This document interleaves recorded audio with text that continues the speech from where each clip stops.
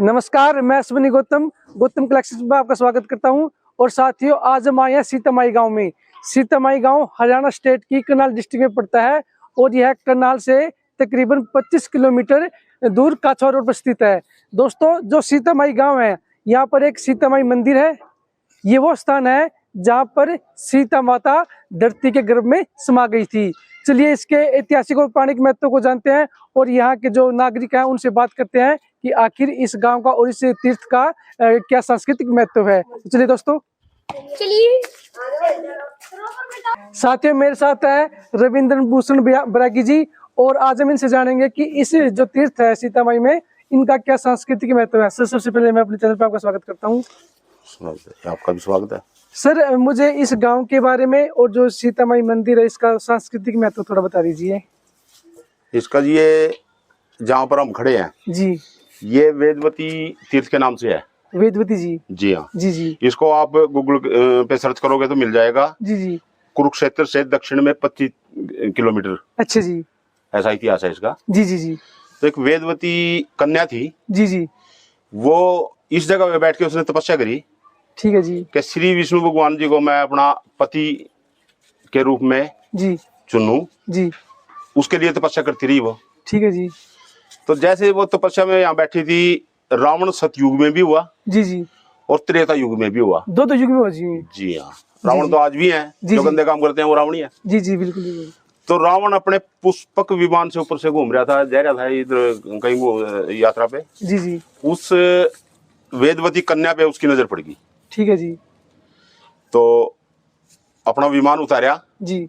उतारने के बाद उसने उसके केस पकड़ लिए। अच्छा जी, वेदवती जी के? वेदवती जी के। जी जी जी। तो वेदवती जी ने उनको श्राप दिया जी कि तेरे मरने का कारण मैं बनूंगी।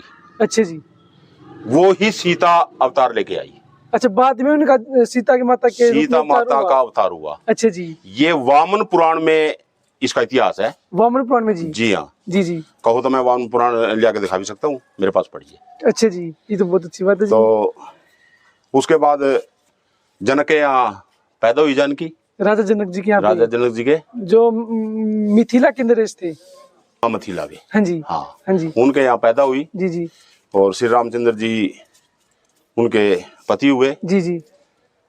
तो अवतार तो उनका लेने का मकसद यही था। हाँ जी, वो एक तरह से रावण से बदला ही था। रावण से बदला था उनका। जी जी जी जी जी। तो ये इधर एक नदी है, साथ में आपने देखी होगी। जी जी। ये कोस की गंगा के नाम से है।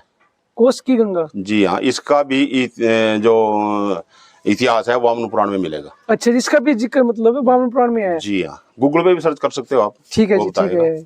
और सर, जैसे कि ये मंदिर है जी, ये इसको बने हुए कितना टाइम हो गया? इसको तो जी बना हुआ देखो 60-65 साल की तो उम्र मेरी होगी। हाँ जी। लेकिन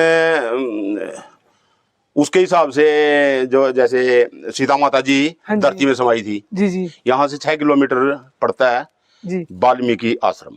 अच्छा जी, कितने किलोमीटर? 6 किलोमीटर? हाँ, 6 नहीं होगा, 7 होगा। कौन से गांव में जी? बाड़ू। बाड़ू। हाँ, वाल्मीकि जी का आश्रम है भी? बिल्कुल है जी, आश्रम है। हाँ जी, वहाँ पर। और सीता जी ने अपना जो वनवास के टाइम में समय था उनका वाल्मीकि आश्रम में रही वो। हाँ जी। और वहीं पर लवकुश पैदा हुए। वहीं पर लवकुश पैदा हुए? जी हाँ। तो लवकुश का अगर आपने तीर्थ देखना हो तो यहाँ से पूंडरी के पास मुंदड़ी गांव पड़ता है। अच्छा जी, है वहाँ पे उनका? बिल्कुल है जी। तो त्रेता युग में ही सीता जी यहाँ समाई थी। हाँ जी। क्योंकि वो जो अश्वमेध यज्ञ किया था। हाँ जी। ये अपना श्री रामचंद्र जी ने। हाँ जी। तो फिर वो घोड़ा यही पकड़ा था। अच्छा जी, वो लवकुश जी ने पकड़ा था? हाँ, लवकुश जी ने पकड़ा था। जी जी जी जी। तो तब इनका फिर युद्ध हुआ था। जी जी। युद्ध में श्री रामचंद्र जी, इतिहास कहते हैं भाई उनको सोच रहे थे दोबारा वापस आ जाए। हाँ लेकिन उन्होंने फिर अपना शरीर त्याग दिया। हाँ जी। ऐसे जो रामायण में लिखी हुआ है। हाँ जी। रामचरितमानस में भी है, वाल्मीकि रामायण में भी है। जी जी। धरती माता मैं तेरे अंदर से ही पैदा हुई थी। हाँ जी, और आपके अंदर समाई हूँ। और मैं आपके अंदर ही समाती हूँ। ठीक है जी। साथ ही मैं आपको बता दूं, जो अश्वमेध यज्ञ होते थे, वो कोई भी जो राजा होता था, शक्तिशाली राजा, वो अपने घोड़ा छोड़ता था और वो घोड़ा जिस राज्य से होकर जाता था, अगर वो चला गया उस राज्य से, तो इसका मतलब ये था कि उस राजा ने दूसरे राजा को जिसने घोड़ा छोड़ा है उनको अपना राजा स्वीकार कर लिया। और जिस राजा ने वो घोड़ा रोक लिया तो उसको उस राजा से लड़ाई करनी पड़ती थी जिसने वो घोड़ा छोड़ा। ये होता था अश्वमेध यज्ञ। ठीक है, तो सर जैसे कि यहाँ पर एक साल में कोई मेला मूला वगैरह लगता है? 2 मेले लगते हैं। अच्छा जी। एक तो अब ये अष्टमी आएगी अब। अच्छा जी। ये अभी फागुन का महीना चल रहा है। हाँ जी। तो अष्टमी का मेला लगता है। अच्छा, यहाँ पे मेला लगता है सर? हाँ, अभी लगेगा। अच्छा। और एक कार्तिक मास की पूर्णमासी को लगता है। कार्तिक मास की पूर्णमासी को फिर दूर दूर से लोग आते हैं सर? बहुत दूर से लोग आते हैं। यहाँ दुकानदार भी आते हैं, जैसे त्रिलोकपुर में भीड़ लगती है मेले में, ऐसे यहाँ भी लग जाती है। और सर जैसे कि मैंने सुना था इस कुंड का भी महत्व है, इसमें बीमारी वगैरह ठीक होती है, उसका कुछ बताएंगे आप? लेकिन वामन पुराण के अनुसार अगर आपने एक बार इसमें स्नान कर दिया, हाँ जी, तो ऐसा समझो कि आपने 10 कन्या दान कर दी। अच्छा, कन्या की शादी कर दी। 10 कन्या की शादी कर दी। हाँ, वो महत्व वामन पुराण में है। अच्छा जी, हाँ मैंने कहीं पढ़ा है। हाँ। इसका महत्व है। हाँ, इसलिए मनाया गया जी। तो सर आप हमें मंदिर दिखाने का प्रयास कीजिए। बिल्कुल जी, चलो तो चलिए दोस्तों मंदिर में। ये आओ तो आप एक चीज और दिखाता हूँ।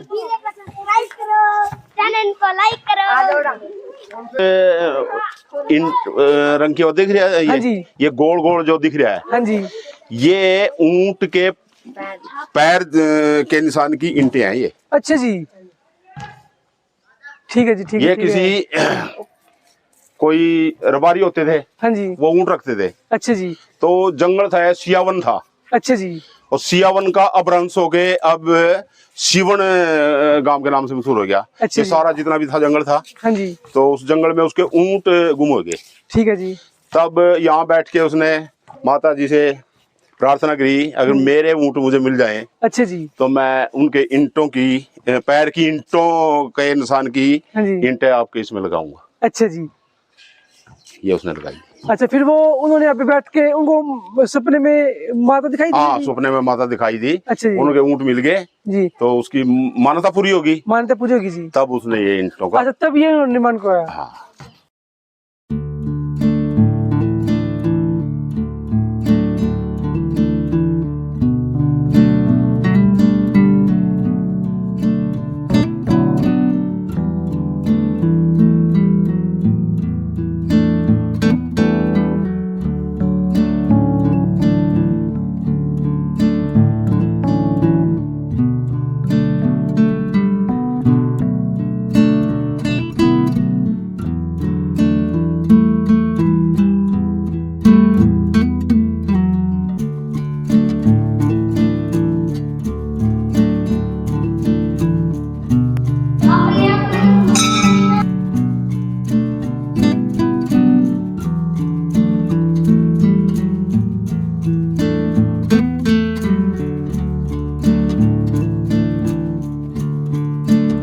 पे सीता माता जी समाई थी।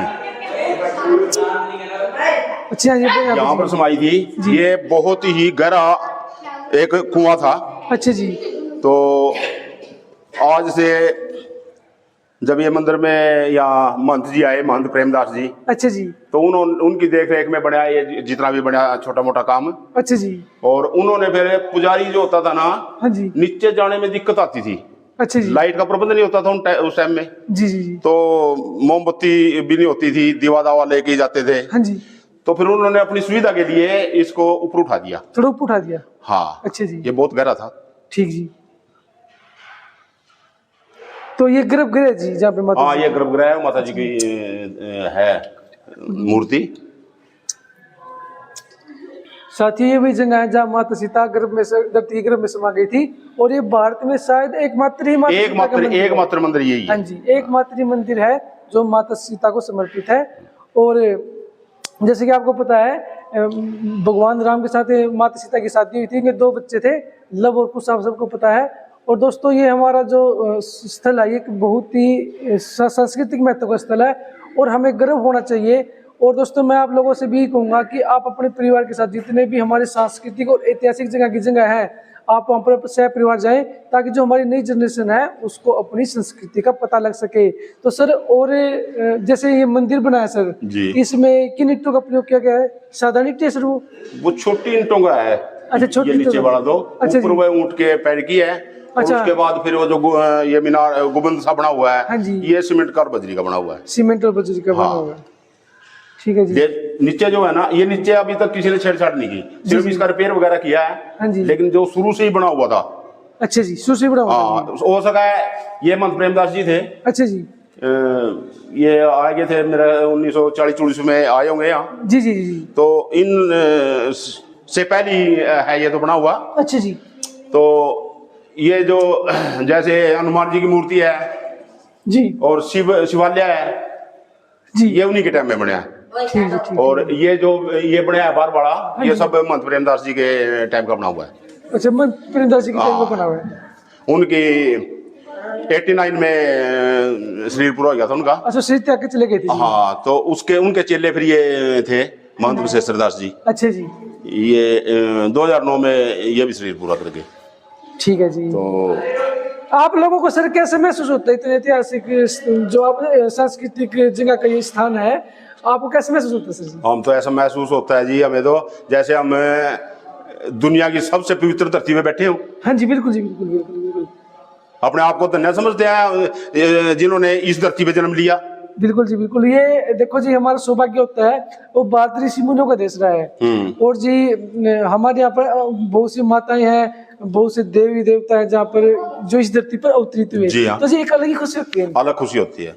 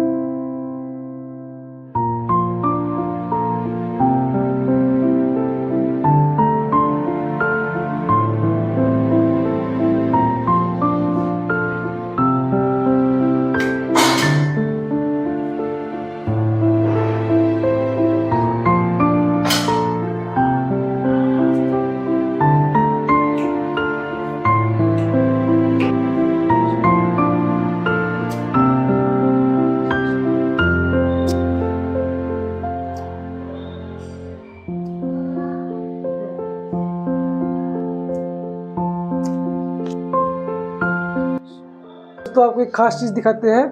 यहाँ पे जो ईंटें लगी हुई हैं उन पर ऊंट के पैरों के निशान है, जैसे सर ने बताया। पैरों के निशान। हाँ जी जी, जैसे सर ने बताया कि यहाँ पर एक धनाढ्य व्यक्ति थे, उनके ऊंट खो गए थे और उन्होंने यहाँ पे रात्रि में माता ने दर्शन दिए और कुछ टाइम बाद उनके वो ऊंट मिल गए। तो सर ये बताइए आप थोड़ा इनके बारे में। हाँ, ये है, ये दोस्तों मंदिर ईंटों से बना हुआ है। ये देखो, ये बिल्कुल ऊंट के पैड। अच्छा, ये ऊंट की पैड है जी। बिल्कुल जी, ऐसे देख लो आप भी। हाँ जी, ऊंट के पाँव ऐसे होते हैं, ऊंट के पाँव के निशान ऐसे होते हैं। जी हाँ। अच्छा, उस कहानी से संबंध है जी। हाँ, उस कहानी से संबंध है। पूरा पैटर्न है जी ईंटों का ऐसी। हाँ, इसका चारों तरफ। हाँ जी, ये जो है ना, ऐसे ही कभी ध्यान से देखना, ऊंट के पैर ऐसे होते हैं। हाँ जी, अच्छा, ऊंट के पैर ऐसे होते हैं जी। हाँ।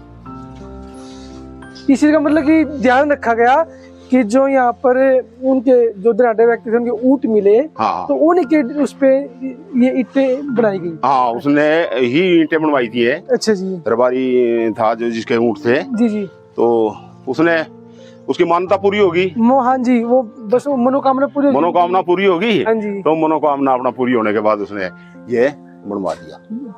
यहीं तक था ये। अच्छा जी। उसके बाद तो फिर ये महंत प्रेमदास जी ने करवाया निर्माण इसका। दोस्तों, भारत में जो उत्तर भारत में मंदिर बनाए जाते हैं वो नागर शैली में बनाए जाते हैं। आप देखना, ऊपर से ये नागर शैली का ही डिजाइन है। और क्योंकि उत्तर भारत में जितने भी मंदिर बने वो नागर शैली के थे और दक्षिण भारत में जो मंदिर बने वो द्रविड़ शैली के थे। जबकि जो बीच वाला हिस्सा भारत का, तो वहाँ पर बेसर शैली का प्रयोग किया गया। तो बहुत खूबसूरत डिजाइन दोस्तों।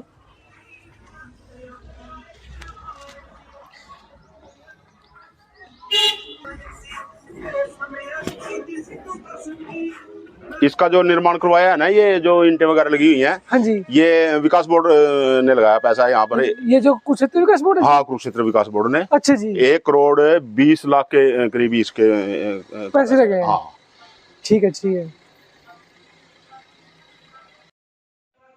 तो साथियों, यह था माता सीता जी का मंदिर जो भारतवर्ष में इकलौता है। और इसी मंदिर के प्रांगण में साथियों एक भोजनालय भी है, जहाँ मैंने और प्रवीण जी ने रविंद्र जी के साथ भोजन ग्रहण किया। फ्रेंड्स, यहाँ पर एक अलग ही अलौकिक शक्ति महसूस होती है और मैं आपसे रिक्वेस्ट करता हूँ कि आप सह परिवार यहाँ पर जरूर आइएगा। आपको ये व्लॉग कैसा लगा मुझे कमेंट बॉक्स में जरूर बताइएगा। और दोस्तों, मुझे उम्मीद है आपको ये व्लॉग पसंद आया होगा। आज के लिए इतना ही। Thank you, have a nice day, वंदे मातरम।